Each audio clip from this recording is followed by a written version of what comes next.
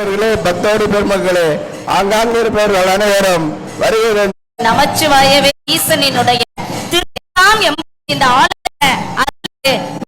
நடைபெறும் மந்திரத்தை இந்த அற்புத குணமுழுக்காக எல்லாம் வல்ல ஈசனினுடைய பேரருளோடு அன்னையினுடைய திருவருளோடு நாமெல்லாம் எதிர்பார்த்த மகா குடமுழுக்கு நிகழ்வானது இதோ நடைபெற்றுக் கொண்டிருக்கின்றது.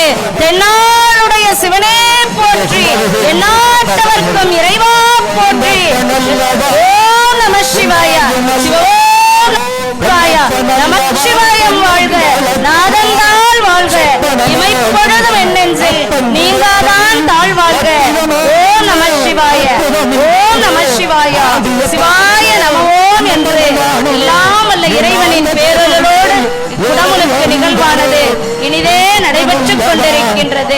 வருகை தந்த பக்தர்கள் அத்தனை பேரும் பொறுமையாக இருந்து எல்லாம் வல்ல ஈசனுக்கான அந்த மகா குடமுழுக்கு நிகழ்வு முடிந்து இறைவனுக்கான மகா